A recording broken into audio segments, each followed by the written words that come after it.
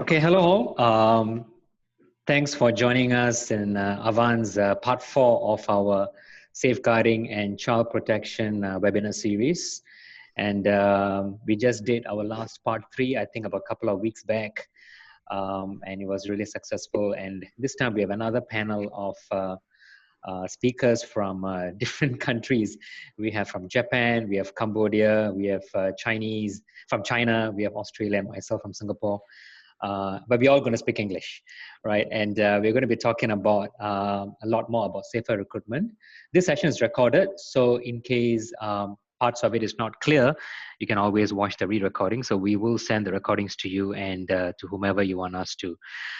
So my name is Kanan, and before I introduce myself, let me also quickly talk to you about, let me introduce the company first for those who are new with us or attending the webinar for the very first time. But very quickly, house rules. So please mute your phones and videos. And I'm like a little pilot here trying to operate the buttons here and making sure everyone's fine, everyone's coming through clearly. So Avvanz is we were all the while an HR tech company, but we also became a fintech company last week. So now we're a HR tech come fintech company, and we help organizations around the globe to help them mitigate risks in recruitment through background check and using technologies like AI in vetting resumes. And then we also help companies onboard and train and develop employees, again, leveraging technology and making them future ready. So if you were to Google my name, Kanan or Avvanz, you would see that I talk a lot about future of work, digital transformation, recruitment best practices, in various conferences, newspapers, even on the television media. So I do quite a lot of that thought leadership work. But today I'm going to do less talking, and I've got another 5 great panelists to do the rest of the talking. So I get to ask questions for a change instead of me talking. So let's jump in and introduce the speakers. So before that, just to give you a quick overview of myself, I think, again, not difficult to miss me. You can just Google me. But other than running Avvanz, I also work in various other hats that I do wear. So for example, in government-related broadcast media, I'm a committee member. I do mentor a lot of startups in, especially, of course, tech space. So because those who know me would know that I breathe and talk and sleep and dream about technology. So that's why even in Avvanz Solutions, it's all about technology, right? How to automate, how to use RPA, data analytics, blockchain. These are the kind of things which turn me on. So that's me. And now enough about me. Let's introduce my panel. So we've got Matthew, and maybe Matthew want to say hi. What do you need to tell us more about yourself, Matthew, while we are looking at your screen? Oh gosh, it's on the screen there. You have Matthew. I'm here in Japan at Head of School Nagoya International School, Japan. Very happy to be here. Looking forward to learning from everybody. Seems like a fairly small group, so I'm hoping it's going to get interactive and we can learn from one another. I've been in Japan a long time. I started off in Yokohama at a school there, and then moved down to Nagoya 10 years ago. So this is really my kind of my home and my frame of reference. I chair the Japan Council of International Schools, and that's a group that Damien and other panelists his school is also part of our group, and we've been working together as a group in areas of child protection and looking at how can we build our defences within the country.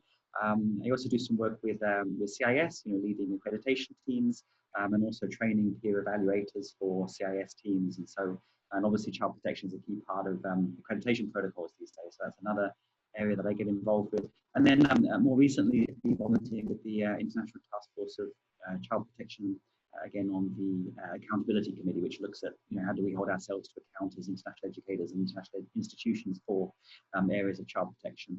Definitely, I'm not an expert. I'm just like everyone else here, just kind of doing the work and trying to understand the work better, and looking forward to being here today and learning from everybody. So good to see you all. Excellent. Let me just unshare the screen a little bit for a moment and then share screen again, because some of them said they can't really see each other. Okay, go. Let's hear from Kathryn from Cambodia. Kathryn, you are muted, so you need to unmute your phone. Sorry about that. Yeah, go ahead. I'm Kate O'Connell, and I'm the head of the Giving Tree School, International School in Phnom Penh, Cambodia. And I've been in education a long time, about 25 years, and most of those have been international. I've been in Cambodia, Thailand, China, Tanzania, the US, and in each place that I've worked, I felt very passionate about child protection and safety. And it might be because I grew up with a father who wrote the child protection policies for the state of Michigan. So it's in my blood. And also I'm working with the other heads of school here in Phnom Penh, Cambodia, to try to stamp out Phnom Penh as a destination for dangerous people to children. Thanks for that, Kate. And then let's hear from Brian from China. Ni hao. Hi everyone, I'm Brian and I'm the elementary school principal at Xi'an Liangjitan International School in China.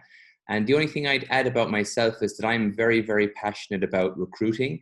I see recruiting as my most important job that I do, because if you get good people, it just makes all the difference. I've been mentored by some fabulous people in recruiting, and since I became principal at the school, the teacher turnover has never been more than 18%. So we're doing really, really good work at the school with recruiting and retention.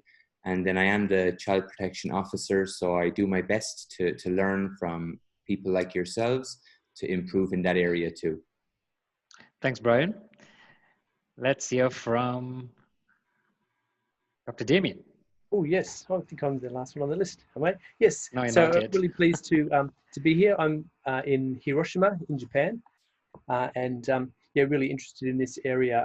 Yeah, particularly surrounding kind of recruitment, and also just the policy making itself, and how in schools we make sure that policy, even if we have a great policy, making it match practice, which is always a big challenge. And also just listening to everyone introduce ourselves, I thought it would be a good way to start this. Which one of us has put some false information in our little dossier there? So can you guess? So, that would have been maybe not a bad way to start this off. But anyway, I think everything in mine is pretty accurate, but you may need to do a background check to make sure, just in case. But anyway, great to be here, and look forward to learning with everyone. Great. And then last but not least, let's hear from Sam, from our partner, Shro. Hi guys, Sam here. I am head of sales with Scroll Group. Originally from the UK, as you can probably tell by the accent, but currently in Perth in Western Australia. So just down the road if you're Kanan, but significantly further away from pretty much everyone else. As Kanan mentioned, we work with Avvanz through our Scroll Verified background screening platform. I guess I'm coming in from a slightly different angle. My career has been in recruiting rather than education. I'm not an educator, but I have spent 15 years working with organizations, moving people around the world. So I like to think I'm fairly familiar with some of the pitfalls in those processes. And obviously the last 4 years with Scroll Group, I've found a real passion for child protection, particularly having heard the good, the bad and the ugly in terms of some of the stories that people have in schools has been fascinating. So looking forward to learning some more this afternoon. Excellent. Well, that's for the introduction. So now let's get to work. Let me just monitor my panel here as well. So I just want not to crowd the screen. I'm only turning on the videos for the panelists. So the rest of you, if you don't mind, please switch off your videos and audios. Otherwise, it gets very crowded. And at the same time, when you have questions, just put on the chat and I'll make sure that I bring those questions up. So before we start off getting into safer recruitment, maybe just to quickly talk about safeguarding and child protection, right? So maybe I'll ask Matthew first, because he also head up the Japan Council of International Schools. What does safeguarding and child protection mean to you, Matthew? Yeah, it's a good question, actually. You'd think that we would have a common understanding around the world as to what that means, but We don't yet have that, and I think that's perhaps one of the difficulties that we face is getting a shared understanding around what we're talking about. I mean, certainly, it's more than a set of policies and a set of rules and a set of procedures. It's a holistic approach to thinking about the way that you structure your organization and the way that you build a culture within your organization that always promotes the safety of everybody that comes to campus every day. So it's a way of thinking, and from that, policies and procedures and practices will flow. And I think sometimes we fall into the mistake of thinking child protection is, have you got a policy on this and have you got a policy on that, and have you done your background checks and have you done this, that, and the other. Really, it's about thinking holistically. It's about the relationships and connections that you have within the school. It's about having a code of conduct that isn't just a set of rules, but it's a way of thinking that you cultivate within your staff. It's about having multidisciplinary teams, within and without of the school, so that you have those connections and those partners in the community, because child protection doesn't just happen with the school. It's a community obligation.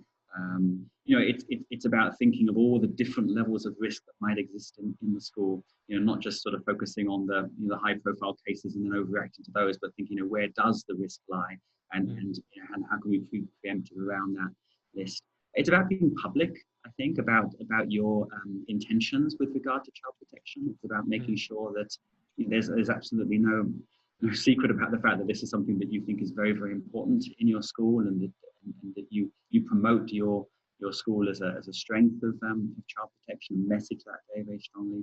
And I think, and it's something that really listens to kids. And it's something where student voice is very much a part of it. It's not something we do to kids, it's something we do with kids. It's kids that can tell us where the risks are. It's kids that can identify the blind spots on our campus. It's kids that can tell us where they feel safe and where they don't. And I think that's something we perhaps don't take into consideration enough for all of us as educators. So it's really a very holistic collection of initiatives that are really driven by a vision around safety and well-being for everyone that comes to school every day. Yeah.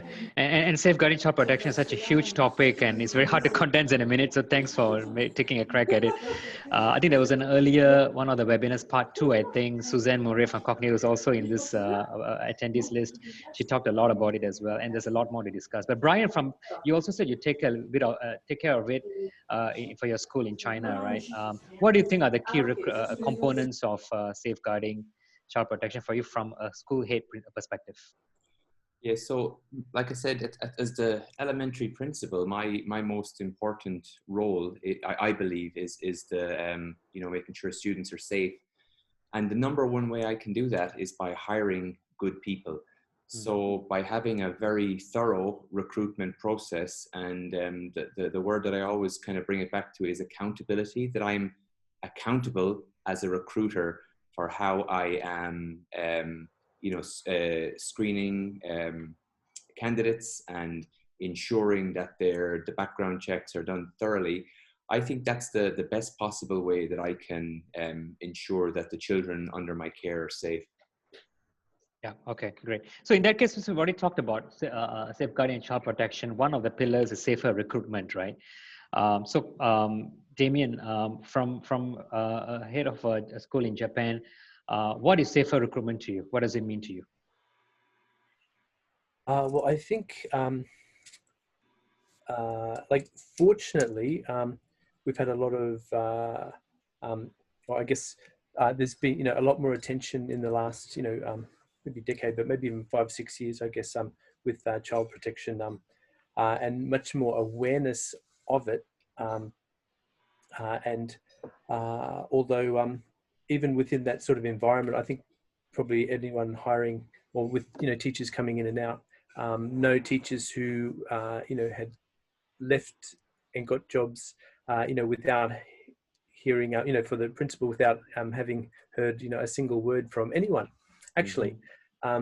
So that's over the last few years I've kind of been waiting for that to stop, but it just hasn't, so and it's really so I guess for me, like over the years, in some ways it's gotten a little easier with a greater focus around the world, particularly the NCIS have been a big driver, and WASC and the accrediting agencies driving that, which has been great. But I think it does just a little bit sad to know that people are moving around without any sort of checks at all. Actually, Yeah. Still, even though we've come a long way. So in that sense, for recruiting, I guess for us, we I guess take great care in who we're who we're recruiting and do our checks. But even then, it is a little bit scary because you never really know, right? And the people who are I know in many cases very good at what they do, and having so I guess in the background, with all the checks and everything, when people coming into school, no matter how diligent you are, then you never really know. So in the back of your mind, there's that sort of harsh reality, I guess. So I guess that having your policy, and making it viable and in part of the school culture beyond the recruiting stage as well is really important. So but yeah, I think that recruiting piece is key, and I'm hoping like everyone's going to be on board with that, sooner rather than later, because it's really sad when you see people go and nobody's checking. Yeah. And since you mentioned about recruiters who are helping you, Sam, from a recruiter perspective, how do you ensure that you get the right people, safe and the right people for your schools? It is incredibly challenging, and I guess I can only speak from a kind of a scroll perspective. Obviously, we are, and this isn't a sales pitch, and I'm not here to sell, but through the ISS Scroll Advantage platform, which Brian, I know you guys use, and maybe a couple of others as well. What our role is to assist schools in this process, and we can do that through having some fairly rigorous referencing standards, which we're continually reviewing, continually upgrading.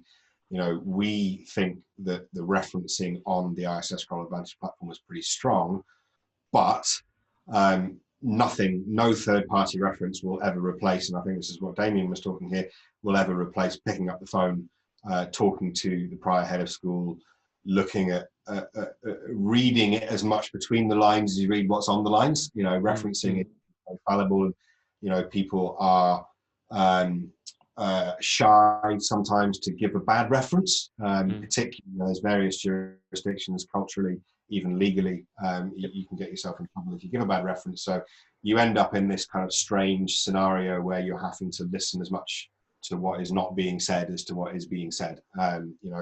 I think referencing is always incredibly important. And look, from a screening perspective, I think, child protection and safer recruitment are often kind of are intrinsically related to each other, but safer recruitment goes beyond child protection. You have to make sure that you're not bringing predators into the school, but you also have to be sure that there's a quality in terms of the people that you hire, and that is talking, looking at whether or not they've been completely straightforward with their qualifications, with their work experience, with their history.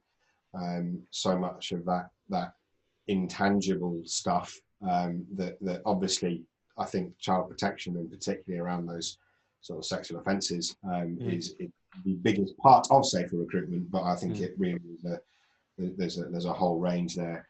I think the international task force that we talked about, international schools from a predator's perspective, and I think it was something Jane Larson said at the time, was, international schools are targets for those who would do the wrong thing, because you've got a crowd of people who routinely move every 3 years without anybody ever questioning why, really. In the corporate world, you see somebody who moves every 2-3 years, you might want to ask some questions. In international education, it's accepted as being completely normal. And they're coming from or moving to areas where there isn't necessarily a legal framework, or there's jurisdictions where, and we touched on this before we started, that some of the validity of some of the information that the candidates are bringing or teachers are bringing to schools, there's cause to question it. So there's a whole load of different areas within safer recruitment, but from those real areas where I think as a recruiter, we are able to help. It's referencing, and it's really, you know, comes down to some of those pre-employment screening questions, making sure you're asking the right questions and double checking the validity of the answers. Yeah, thanks for that, Sam. So Kate, when you guys do reference checks on the candidates, how does your school go about conducting them? So I believe we should call, just like has been mentioned, but I would go back to the beginning of the process. And what I've learned is you want to put as many obstacles in the way, because people are going to go where it's easiest. So when you're putting up an ad, you can say, for example, we work with Friends International and their child safety program, and they've really helped us. So I can say that, like, we're a child safe, we're working towards being a child safe school. And our teachers are going through that training. So being really upfront, right straight at the beginning, that's part of your ethos. And then I believe, this is very basic, but making it not a difficult process, but an intense process. So having 4 or 5 steps that slow the process down, so you can kind of get to know the way a candidate is going to act, to waiting. And then when you get to the part, because I usually do a pre-screening interview where it's gut-based. And then I interview if people pass my gut-based test, I interview them again with a panel of people that they will work with. So I know that my gut is not the only gut I should listen to, that I need a bigger committee of people. And then when I always believe that we should see the participant with children. So in this time of COVID, I've had people send videos of them teaching in their schools, or Zoom into classrooms is a possibility that I talked about with one candidate. And then when it comes down to the references, reading the references and, listening to what's being said and what's not being said, but also making the phone calls, because people will say different things to you than they will write. And I also think it's really important to contact more than 2 people. So I always try to have contact with 3. Now, I didn't always do this when I started as a principal, and I've learned this along the way. So I think SAFER recruitment is complex. There are some simple things we can do, like just putting obstacles in the way, putting it up on your website that that child safety matters to you, putting it in the ad, and then, making it not an easy process to get into. Yeah. And I think I can even speak from a background screening company perspective. So we have, and this is not just unique to international schools, across other industries as well. When you need to do reference checks, it has got to be with the right people, because we have seen people giving their boyfriend, girlfriend name as HR and supervisor and head of school, and you're making a reference with the wrong person, right? So it's very important that when we do this reference, in fact, I don't even like to use the word reference in my world. We call it thorough background checks. So if it's an employment check, it has to be with the HR or supervisor, and we need to call to the main line and verify that this is a real HR person, real supervisor, before you do the referencing, because we have caught this many times. And I think we work now with about 550 schools globally, I think. And when we embarked on the process, we realized some of them don't even have basic safeguarding child protection. And as a father of 2 kids myself, it can be so shocking that I wouldn't want to send my kid to that school, right? They don't have basic background checks in place at all. So, and some would say that, the recruiters do it. So I think from a head of school perspective, maybe I'll ask Damien, how do you keep recruiters accountable, that they are really being diligent to check the references thoroughly? How can we make them accountable? I guess, we like one of our main ones, agencies that we've been with for a long time, and the schools I've been in the past as well, was with Search, for example, who do their checks. So I guess we follow up on the written references that they've collected with a phone call and check. I've never had any that have been have given different information. Sometimes, like Kate mentioned, sometimes a little bit more in depth, or never anything that's too worrying. But definitely there are things said on the phone that weren't in that confidential written reference too. So I guess how can you keep them accountable? I think that phone call is one way.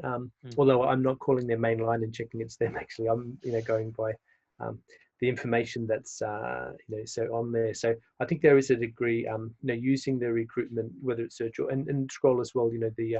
I guess a degree of trust in that sense, but that individual. Actually, a question for you, Sam. Just with the scroll process, would schools generally make their own after you've done the reference checks? For the background schools, for example, would heads of school, the recruiting school, make their own calls generally with scroll as well? Look, I would certainly recommend that people do. I think relying, just personally in my own experience, I would not feel confident relying on a reference that I hadn't followed up myself. Yep. And that's more a kind of a peace of mind. I guess the way that and I think Search has a kind of a similar ethos in their confidential references, that they are intended I guess their primary purpose is a guide to capability and performance in past roles. Now, yeah. Our reference and Search's reference and any other referencing form that you're receiving through a recruiter should certainly have a question about child protection. So we ask if there's any reason, or if the referee has ever had any reason to question the candidate's ethical or professional standing. And we ask very bluntly, has the candidate ever been investigated or accused for any child protection issues? So there is an element of child protection built into those references, but I think the service that we're providing as a recruiting organisation is more geared towards providing some background to that candidate's performance as an educator, and probably less focused on child protection. That's just a function of the way that, I guess, when you're trying to review, you've got to be able to compare apples with apples, right? So if you've got people who, from a performance perspective, are held to the same referencing standards, it makes that process much easier. I personally, to answer the question, absolutely would always follow up with my own details. International education is a fairly small world. If you're hiring somebody, there's a good chance that somebody who that person has worked with or interacted with at some stage in their past, particularly if they're moving within a geographical area. And I know there's a lot of off-the-record referencing that goes on. And to be honest, I fully support that. I think that's something that people should be doing. But yeah, my general line is don't hire anybody until you are completely confident in that referencing process. Don't rely on, I think to say, oh, well, we just trust the references we get through Scroll or through Search or whoever. I mean, look, I'm happy that people have the confidence in us, but it feels like a bit of a cop-out, to be honest. Yeah. And Brian, maybe you want to add on this, how we can leverage international school communities to work together. Yeah. Oh, I was going to actually add to the accountability one, if I may, very quickly. It's just a very simple way for heads of schools to keep principals or recruiters accountable. Is a simple spreadsheet, shared with the head of school, where the recruiter needs to put in the date and the name of who they've telephone called for the reference, and the result, color coded, however you want. Share that with your head of school, and then the data is there then all the time. It's a very simple way to keep recruiters accountable. Okay, great. But sometimes not that easy, right?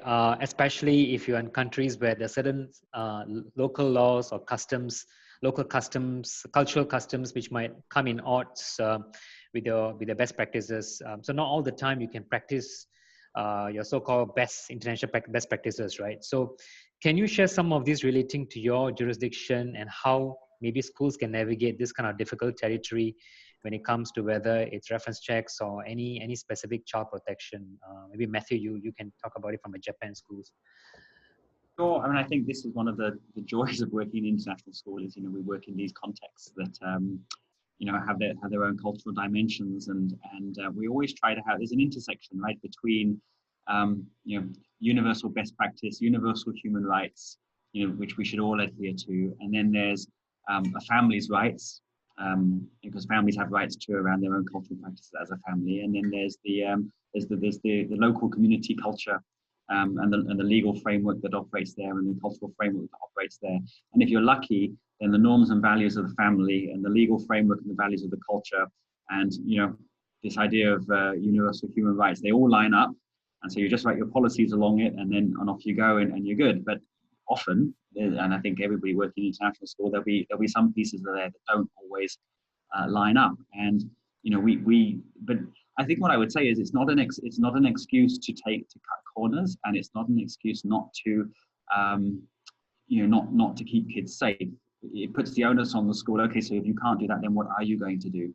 I mean, Japan, for example, there's a couple of things that make it problematic for safe recruitment in Japan. One is that we cannot legally get background checks on any internal transfers. So if you have a teacher that's leaving Japan to a country that is a signatory with an agreement with Japan, then you can get a background check. It's very easy to do. Actually, just go to the police station, you have your background check, and you're done. But if it's an internal transfer, so the teacher's moving from Damien's school to my school, I cannot get a background check on that teacher. So that's one impediment to safe recruitment internally within Japan. There are some others. I think Kate made a really good point. It's about putting barriers and obstacles in the way. It's about making your school look a much tougher place to be a predator than other schools. I mean, not that you wish this person on other schools, but our jobs are to keep our own school safe. So that's what we can do. And so your job is to make your school look really, really that you believe in this, and this is going to be a really difficult place to be a pedophile, right? So go somewhere else. And one of the ways you do that is you have very direct conversations and interview. And you ask people directly, not sort of laughing it off like it's just something you have to do because it's a process, but actually ask them direct child protection questions. Ask them directly. Have you ever acted inappropriately with a child? In a serious way. Now, actually, in Japan, that's not strictly speaking something that legally recruiters should be doing. But it's absolutely best practice recruitment. So that's where every recruiter has to kind of work out, well, how am I going to navigate that, because I can't just dismiss it. So in Japan, I'll be honest, sometimes I feel more comfortable when I'm overseas asking those questions than I'm in Japan asking those questions. Right? But I will ask those questions, and if it ever becomes a legal issue, I'll deal with that when it comes, because the risk to kids to me is is more important than the potential legal risk there. I'll be honest with that. I'm delicate about it, but I do still ask those questions. And in terms of background checks, I can't get a background check for Damien's teacher, so I'm going to have to double up on my telephone calls. I'm going to have to double up on my references. I'm going to have to double up on my questions. I don't have that piece, so I'm going to have to do extra things. And I think that's all we can do. It's not directly related to safe recruitment, but another example that keeps coming. One of the ways to keep kids safe is the idea of student voice and student empowerment, and we know there's a lot of peer-on-peer abuse that can come from children within the LGBTQ+ community, and helping children understand themselves and who they are and so on. And if you're working in the Middle East, of course, that's incredibly problematic because there's legal frameworks there. But that doesn't mean you do nothing. You're actually putting teachers at risk if you don't give them the tools how to deal with this. So I think there's lots of times when, to keep kids safe, we need to have the kinds of conversations with them that we need to have. We need to have conversations with teachers that we need to have. We need to do certain things. And just saying that the law doesn't accept it, or just saying that the culture won't accept it, is shouldn't be an excuse. We have to find other ways that are culturally appropriate, that are just within the line of the law to keep yourself just legal enough, but to still do due diligence. The onus is on us as schools to find ways to make it work. Yeah. What about in China, Brian? Do you have such constraints as well, legal, custom, regulatory wise? Well, the thing that I find in all of the countries I've been in, the same with Indonesia and Vietnam and China as well, is that different schools are in different phases of their development. And for example, with the teachers, there might be some great work done on reference checking. But then I forget the term now. You had a term for it here the last time I did the webinar with you, but it was these other professionals that are in the school, like the after school activities coordinators, or the swimming coaches, whoever it is, like, it's just, is the same level of background checking being done on all the adults who are meeting with the children? And, I don't think it's China specific. I think it's international school specific, but I think we all need to raise our game in that every adult who is interacting with the children is going through the same process.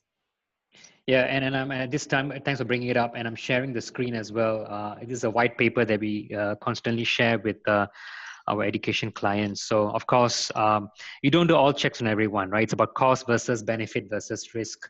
But vendors and contractors coming in, even if it's 3 to 5 minutes with a child, there's a risk, which is why a lot of the schools we work with, they don't just background check the academic and non-academic staff. They also go to the extent of covering, bus drivers, security guards, food caterers, people coming in for a short magic show. So basically, try to mitigate or eliminate risk as much as possible by making sure everyone is checked out, right? So yeah, so this is just a quick sharing. All right, and while I'm speaking, if any of the participants have any questions, please feel free to put in the chat as well. The other thing is, and I don't want to talk about background checks yet, but generally, especially now, or even if you have a time crunch and you need to make an immediate hire, how can we still try to ensure safer recruitment? Let's say you need to bring in a teacher or educator very quickly and you have only so much time. How can we ensure safer recruitment? Maybe Kate, you can share with us. Sure. I think though, just to repeat myself, I think the calls, because calls are quick. Okay. Anything beyond that? Call, okay. And also, if you've done the whole system really well, then this is where hiring effectively it's beneficial to create the system for your recruitment when you need to hire quick, because you have all those obstacles in place. Yeah, I think I shared this before one of the webinars as well. We had a very interesting experience of, I think it was in Australia. There was a candidate who did like a virtual interview, but the person attending the interview was not the actual person. She was a twin sister.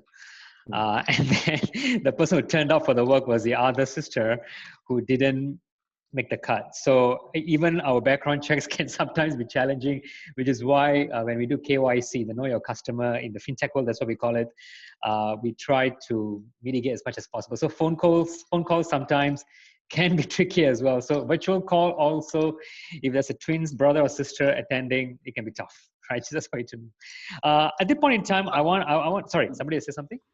No, I was just gonna I just think you can't. At the end of the day, sometimes you lose somebody. I think that's the result. Sometimes you lose somebody. I mean, it goes back to that. You have that question about accountability, and I think my answer to that question would be it's about building a culture of accountability and responsibility for keeping kids safe. Because if you have a culture, you're not going to cut corners. If you just have a rule, like every candidate must have 3 phone calls or every candidate must have X, if you just create a rule, then under pressure, well-meaning administrators are going to, with all good intention, take a few shortcuts. But if you have a culture, they're not going to do it because, in front of their face is going to be there's this overriding culture around child protection. So I think, it's really about building that culture that's in place, and then you won't take shortcuts. And if you lose somebody, you lose somebody. That's what happens. Yeah. At this point in time, I want to, one of our participants who's also a very close collaborator and a good friend, Suzanne, she implemented a single central record tracker, which is a digital platform. We call it SCRT. Suzanne, you want to come on board? Just switch on your video and audio and share with us your single central record tracker. Oh, yeah, sure. Hi. Yeah, I think you've not opened the video link, so it says the host has stopped it, so I can't do that. I just let you come in, but we can hear you. Okay. Hi, good morning, everybody. I think certainly I know Brian. We come from a similar neck of the woods, and we've met in some of the previous places where we've done some courses with CIS, I believe. Is that right, Brian? No, we met there. Yeah, we did meet at one of the CIS meetings at Aircoast. That's correct, one year. Oh, Aircrest, that's right, yes. So I'm currently based in the UK at the moment, and just coming to the end of a 3-year stint as the safeguarding lead for Cognita schools here in Asia. So I lead across all schools and organizations for Cognita, and I've worked really closely for 3 years with Canan, shaping really the work that we do around safer recruitment in particular to meet the needs. So I'm very interested to hear the conversation. It warms my heart because 3 years ago, these conversations were few and far between. 5 years ago, when I was deputy head of school at ISHMIC in Vietnam. And when I was there, it really was new on the international world. People were not talking about it in the same way. We had the Vahey case. You're absolutely right. People were throwing policies and pieces of paper around, but we're not embedding a culture of care where decision-making based around children was central to the work that we do in schools. And so the journey has been quite significant. And I think that we occasionally have to stand back and recognize that, because we're always trying to get better, but we have to recognize, boy, we've come a long way. We had to look very carefully with an organization the size of Cognita. We had to look very carefully in Asia at our non-employees particularly. We had got better at managing the employee basis. We worked with CIS and we worked with Search, for instance, and we've done a lot of work on that. But when we looked at the numbers, and for those of you in head of school or principal roles, do this particular piece of work and actually do a head count of the number of non-employees who are currently working in your school or with your children. Everybody from the canteen who provide your thing to the bus drivers, etc. Do a head count, and what we found was we had as many non-employees as we had employees. When you then look at that from a risk perspective, your risks are actually higher because they do not get the same level of training or understanding as your employees who are under your wing, and therefore you can have some influence. So we did two things. We have an online digital training for non-employees in our host country languages, which feeds directly into our record keeping for non-employees. In addition to that, we purchased and developed to meet our needs what's called a single central record tracker.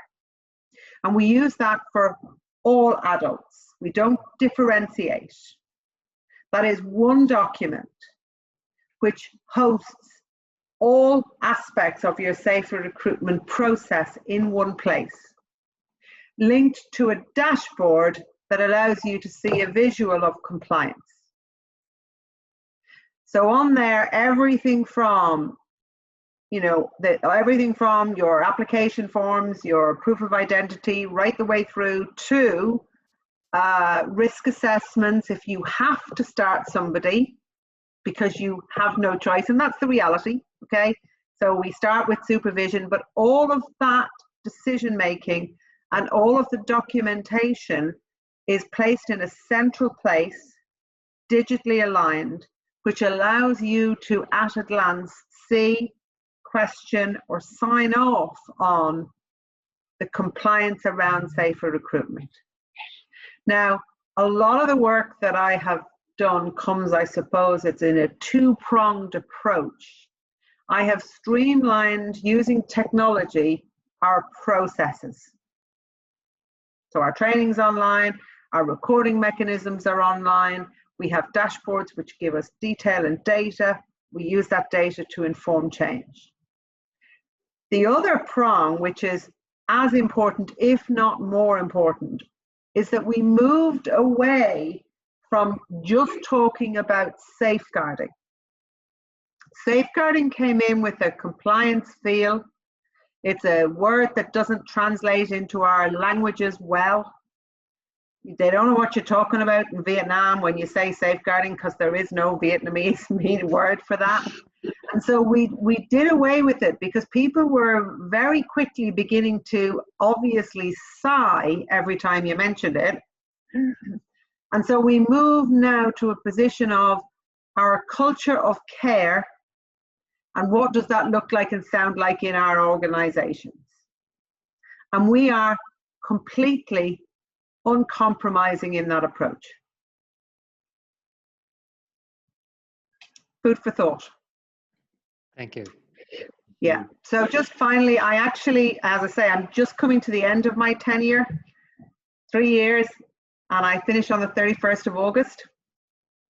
I will then be working as an independent consultant with my own company, working closely with Avvanz and Canon as well, but will be out there. So I'm sure you guys will see me, but in a different guise. Thanks, Suzanne. Thanks for that. Thank you. All right. Let me just give me that. Okay, and the other thing I wanted to talk about very quickly as well, let me just share the screen here. So other than doing all these sets of background checks, right, like these, what are the other red flags you look? I think, sure, Sam, you and I, we work for a lot of schools, helping them doing all these background checks and all that. But what are the other red flags you look out for from a recruiter perspective, Sam? It's really interesting because I think, and Kate, you talked about your gut as playing a big part in your recruiting decisions. And I think, you know, there are obvious formulaic things that we look out for in terms of the profile and you know, people's career history. Unexplained gaps in career history is probably the biggest one. You know, most people are able to explain that year off they had on a sabbatical or, you know, maternity, paternity, whatever that was. But certainly being able to pad out those times that you weren't employed,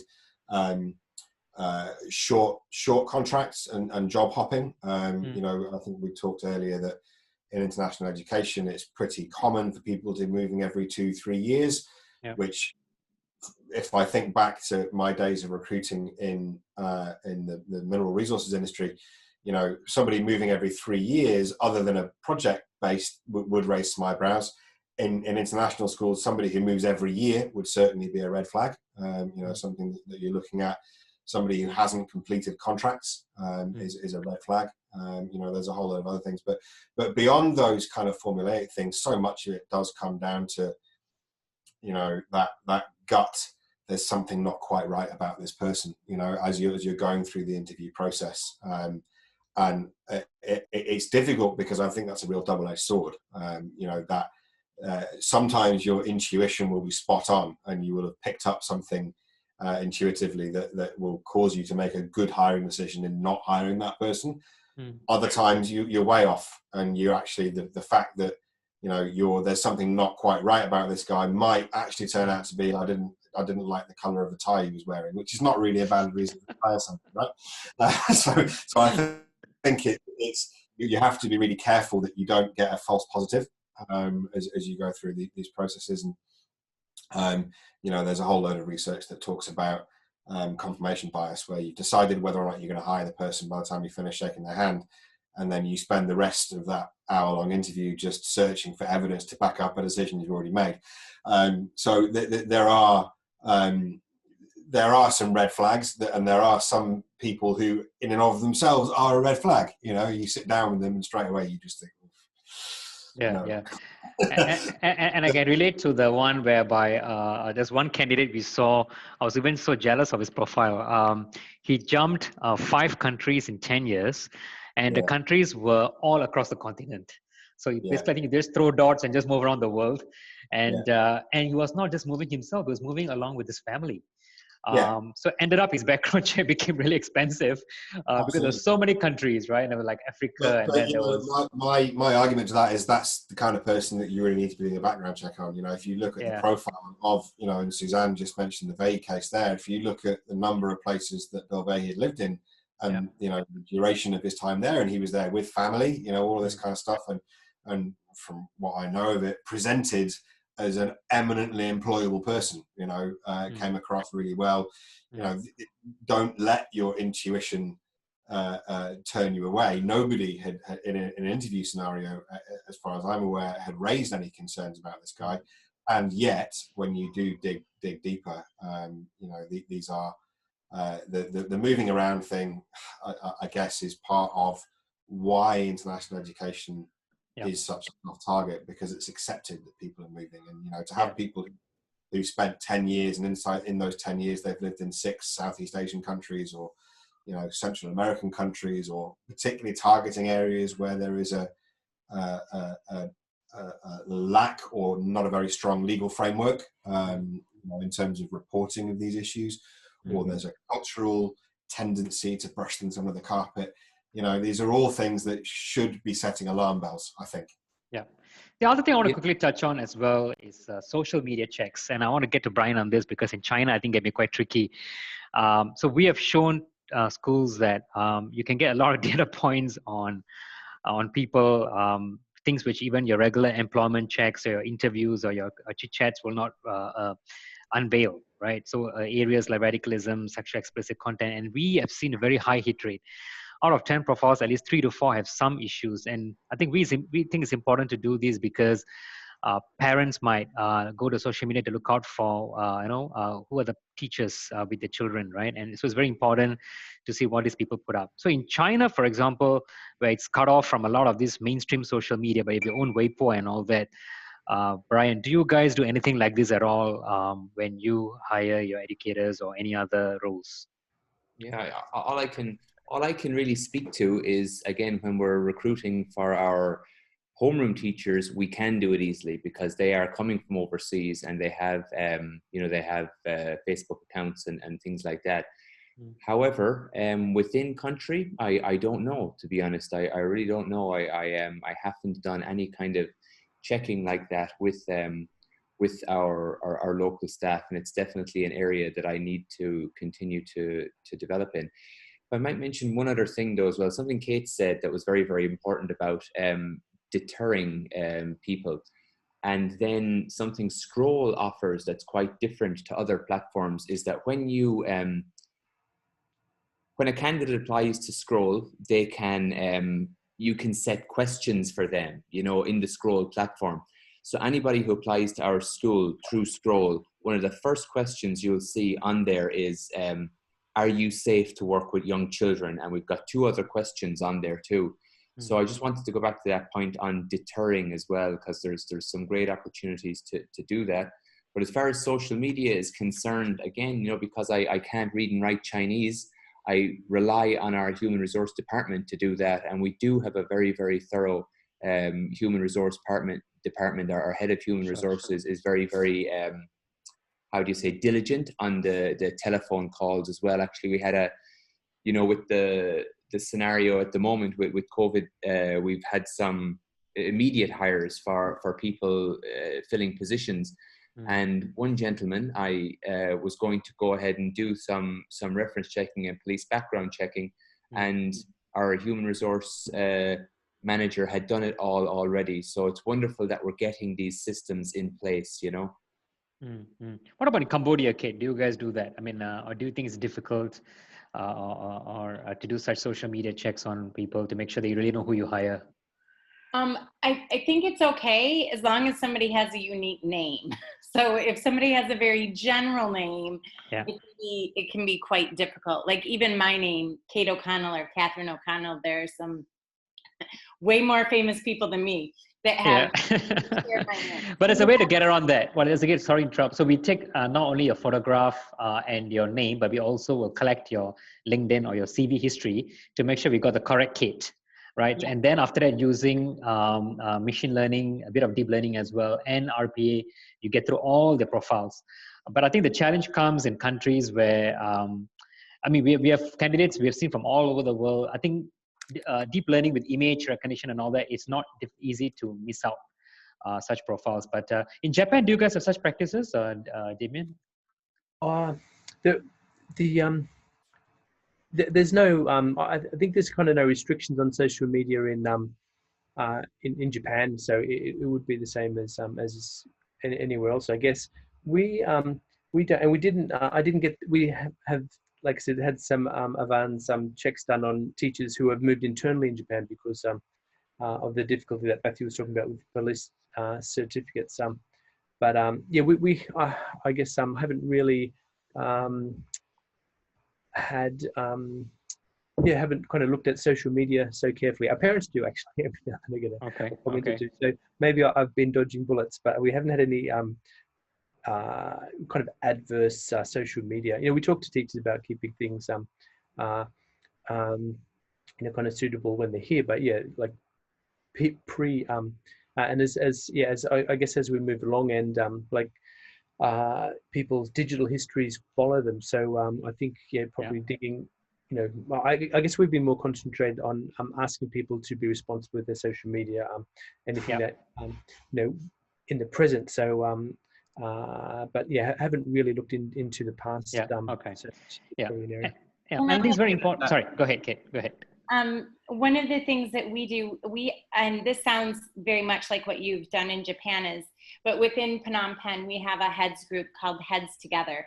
And when we know that someone is a pedophile or a known pedophile or a known predator, whether it's in the news or whether it's someone that's come to interview, we share that information quite regularly. And I think that is something that we could do better as a larger international school community.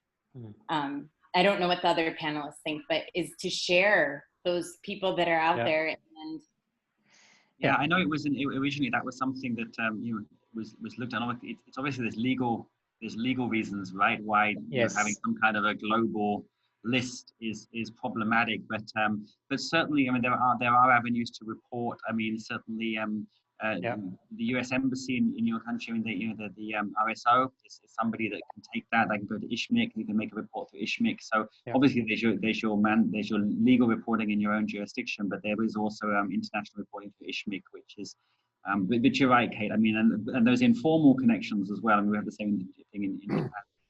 I suppose one thing I would just I mean, I think Sam gave some great advice on red flags to look for, and then in terms of social media. I mean, something I think I'd add to that conversation is when you're interviewing. Let me roll back a bit. I think that I start from the assumption that pedophiles are much smarter than me at hiding their pedophilia. Yes. Right. I think they are because they've been practicing it for years.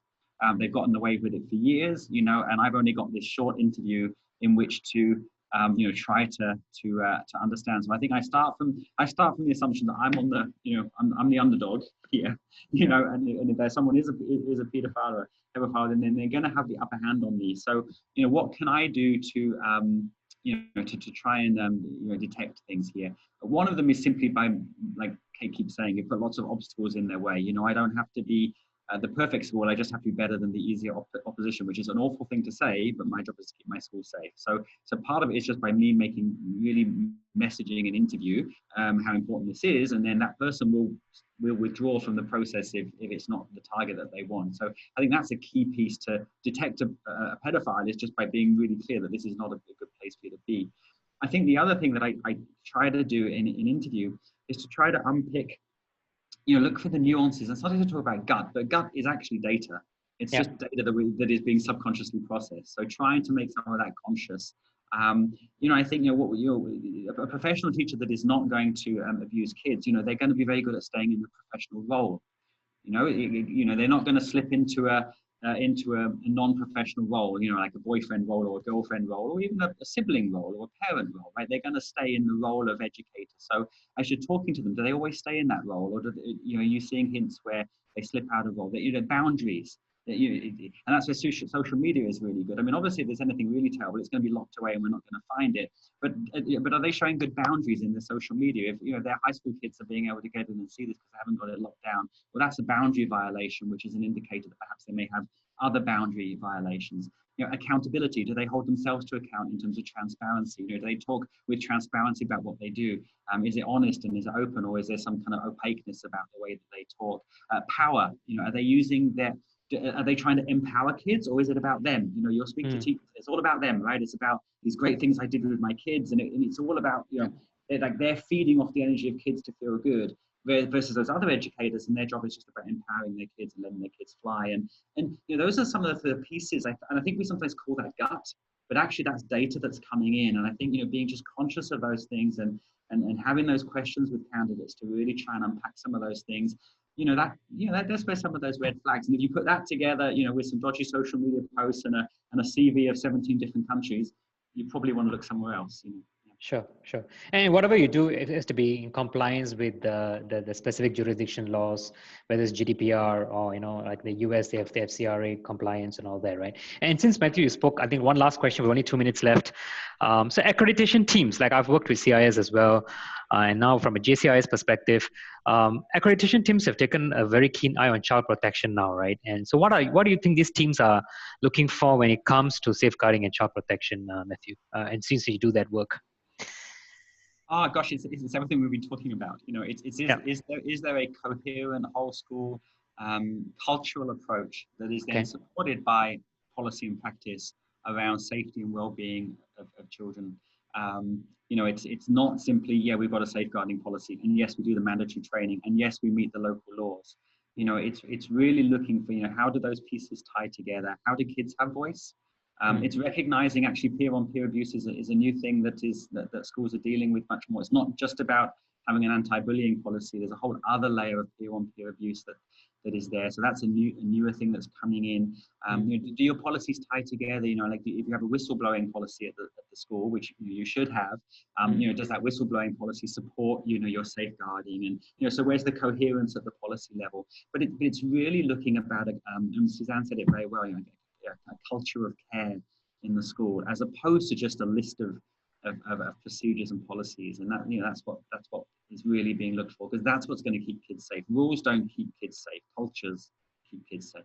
Great. And that's a good summary to close the panel. We talk about wrapping up the whole thing, right? So thanks for doing that for me. And I know we ran a minute over, and as usual, we always go over time because there's just so many questions.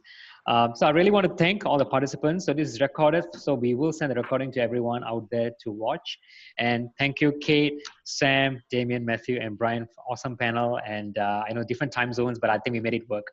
So thanks a lot, and have a good day, guys. Cheers. Bye-bye. Thanks, everybody. It's been fun. Thank you. Bye. All the best. Thanks, guys.